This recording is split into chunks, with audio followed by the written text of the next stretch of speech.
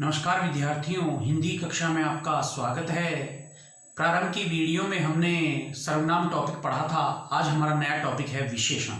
देखिए, विशेषण किसे कहते हैं। सबसे पहले इसकी परिभाषा को पढ़ते हैं हम। संज्ञा या सर्वनाम की विशेषता।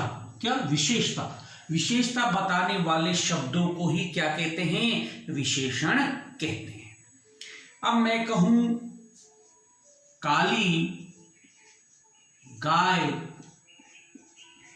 काली गाय चर रही है। काली गाय चर रही है, तो ये गाय क्या है? एक संज्ञा है। और इसकी क्या विशेषता है? काली। तो ये आपका हो गया विशेषण। क्या हो गया? विशेषण। अब देखिए, विशेष्य किसे कहते हैं? देखिए, विशेष्य किसे कहेंगे? ये विशेषण जिस संज्ञा सर्वनाम की विशेषता बताते हैं, विशेषण जिस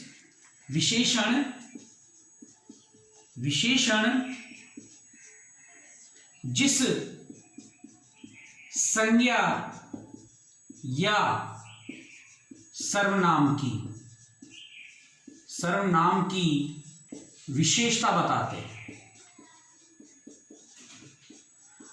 बताते हैं, वह कहलाते हैं विशेष्य। अब देखिए, विशेषण जिस संज्ञा या सर्वनाम की ये विशेषण है। अब किसकी विशेषता बता रहा है? ये गाय की बता रहा है। तो यही गाय एक संज्ञा है, जातिवाचक संज्ञा है, तो ये क्या बन जाएगी? विशेष। क्या बन जाएगी? विशेष।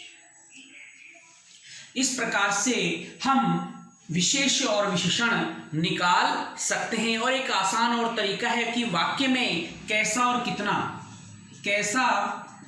और कितना प्रश्न बनाकर भी हम विशेषण का पता लगा सकते हैं। जैसे मैं कहूं कैसी गाय चर रही है, तो क्या आ जाएगा? काली गाय चर रही है। क्या आ जाएगा? काली गाय चर रही है। आइए चीज समझ में।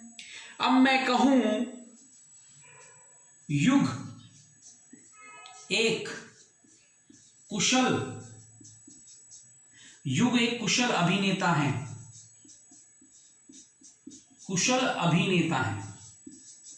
युग एक कुशल अभिनेता है, तो हम इसकी किस प्रकार से पहचान करेंगे? देखिए, युग एक कुशल अभिनेता है। मैं कहूं युग एक कैसा अभिनेता है। युग एक कैसा अभिनेता है, तो उत्तर के रूप में आपको प्राप्त हो जाएगा कुशल। तो यही आपका क्या बन जाएगा? विशेषण। क्या बन जाएगा? विशेषण। बना नहीं बना? युग एक कैसा अभिनेता है, आंसर में प्राप्त हुआ कुशल, और यही आपका क्या बनेगा? विशेषण बनेगा। इस प्रकार से भी आप विशेषण की पहचान कर सकते हैं। देखिए, विशेषण चार प्रकार के होते हैं। इसके भेद चार होते हैं। कितने भेद होते हैं? चार भेद। सबसे पहले आता है गुणवाचक विशेषण। गुणवाचक विशेषण क्या होता है?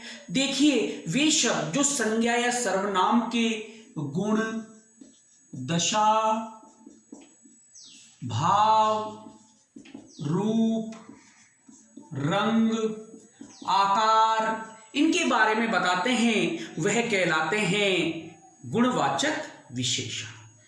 जैसे शूर है, वीर है, बलवान है, इत्यादि हो सकते हैं। त्रिकोण, मोटा, पतला, काला, लाल, पीला, हरा, ये रंग हो जाएंगे, तो किसमें आएंगे? गुणवाचक विशेषण। किसमें आएंगे? गुणवाचक विशेषण।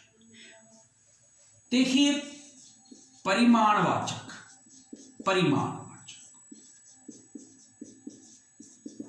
देखिए, परिमाणवाचक में क्या होता है?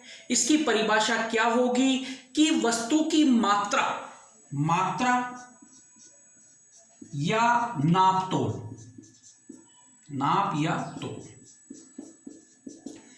किसी वस्तु की मात्रा या नाप तोल संबंधी विशेषता बताई जाती है तो वह कहलाता है परिमाणवाचक विशेषण। मात्रा या नाप तोल, मात्रा या नाप तोल। जैसे मैं कहूं 10 मीटर कपड़ा, 10 मीटर कपड़ा, तो एक मात्रा बताई जाएगी 10 मीटर कपड़ा, तो ये मात्रा बताई गई है। क्या बताई गई है? मात्रा बताई गई है। क्या? 10 मीटर। क्या बताई गई? 10 मीटर। सेर भर दूध, ये भी एक मात्रा है। सेर भर दूध, ये भी एक मात्रा है। तो ऐसे ही जहां पर मात्रा या नाप तोल संबंधी विशेषता बताई जाए वह कहलाता है परिमाणवाचक विशेषण। अब देखिए इसके भी भेद होते हैं। पहला होता है निश्चित, जहां पर निश्चितता का बोध हो जाए। जहां पे अब जैसे मैं कहूं 10 मीटर कपड़ा, राम 10 मीटर कपड़ा लेकर आया, तो एक निश्चित हो गया। अब यही कह दूं मैं, दूसरा भेद होता है अनिश्चित। अब मैं कहूं राम कुछ कपड़ा लेकर आया, तो वहां पर अनिश्चितता का बोध हो रहा है। किसका बोध हो रहा है? अनिश्चितता का। जहां पर निश्चितता का बोध हो, निश्चित परिमाणवाचक, जिसमें अनिश्चितता का बोध हो, अनिश्चित परिमाणवाचक होता है। परिमाणवाचक में क्या होता है? क्या विशेषता है? किसी वस्तु की मात्रा, नाप तोल संबंधी विशेषता का पता चलता है, वह कहलाता है परिमाणवाचक। देखिए तीसरे नंबर पे आता है आपके संख्यावाचक। देखिए संख्यावाचक, अब आपको संख्या से ही पता लग गया होगा कि संख्या संबंधी विशेषता का पता चलेगा। इसमें ऐसे शब्द जो संज्ञा या सर्वनाम की संख्या संबंधी विशेषता को प्रकट करते हैं वो कहलाते हैं संख्यावाचक, यानी संख्या का बोध कराए। मैं कहूं 10 लड़के, 10 लड़के। अब ध्यान रखने वाली है, परिमाणवाचक में मात्रा का पता चल रहा है, नाप तोल संबंधी पता चल रहा है, यहां पर संख्या का बोध हो रहा है। किसका बोध हो रहा है? संख्या का। इसलिए क्या हो गया? संख्यावाचक। क्या हो गया? संख्यावाचक विशेषण। मैं कहूं 3 केले, मैं कहूं 2 दर्जन केले। अब यहां पर 2 दर्जन है, 1 दर्जन में होते हैं 12, तो दूसरे दर्जन में 2 दर्जन में हो जाएंगे आपके 24 केले। तो यहां पर भी ये संख्यावाचक विशेषण होता है। जहां पर संख्या का बोध हो, संख्यावाचक होगा। ये भी, इसके भी 2 भेद होते हैं, निश्चित, निश्चित और अनिश्चित। अब आपसे पता लग गया होगा इस हिसाब से, जहां पर निश्चितता का बोध हो जाएगा निश्चितवाचक, और जहां पर अनिश्चितता का बोध होगा अनिश्चयवाचक। मैं कहूं राम 3 केले लेकर आए या राम 2 दर्जन केले लेकर आए, एक निश्चित है।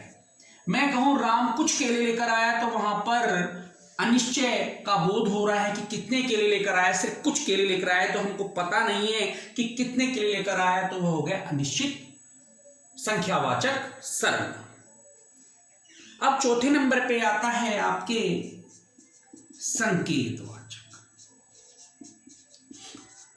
या सार्वनामिक विशेषण। सार्वनामिक विशेषण, जहां पर संकेत का बोध हो या वे सर्वनाम जो विशेषण के रूप में प्रयुक्त हो जाते हैं वह कहलाते हैं सार्वनामिक विशेषण। क्या कहलाएंगे? सार्वनामिक विशेषण कहलाएंगे। वे सर्वनाम जो विशेषण के रूप में प्रयुक्त होते हैं वह कहलाते हैं सार्वनामिक विशेषण।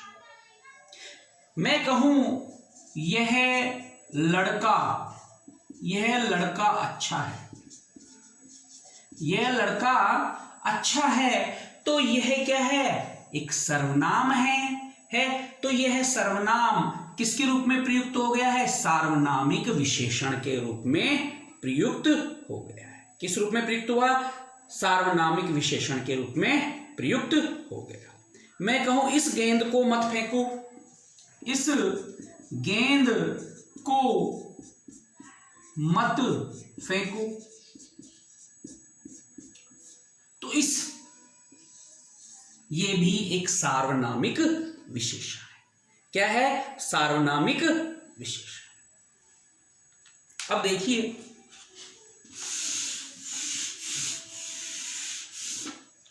मैं कहूं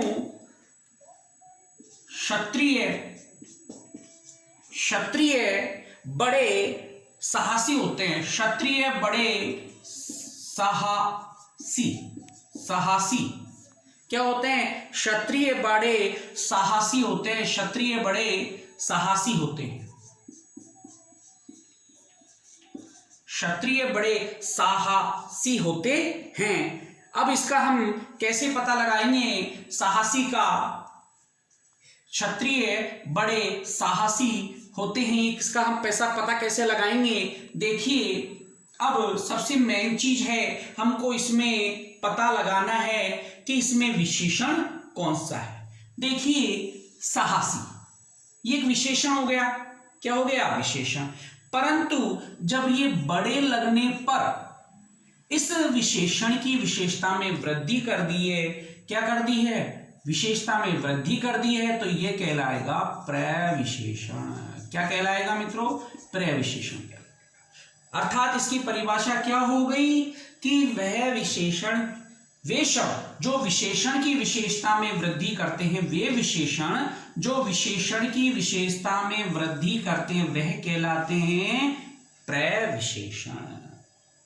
क्षत्रिय बड़े साहसी होते हैं, तो ये बड़े है प्रविशेषण है और साहसी विशेषण है। साहसी की विशेषता में वृद्धि, यानी विशेषण की विशेषता में वृद्धि कौन कर रहा है? बड़े कर रहा है, तो ये क्या कहलाएगा? प्रविशेषण कहलाएगा। क्या कहलाएगा?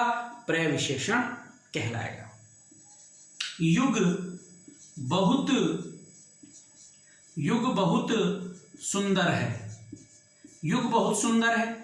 अब यहां पर जो युग है बहुत सुंदर है, सुंदर क्या हो गया? विशेषण। परंतु बहुत लगने से विशेषण की विशेषता में वृद्धि हो गई, इसलिए ये बन गया प्रविशेषण। क्या बना? प्रविशेषण बना। अब देखो, दो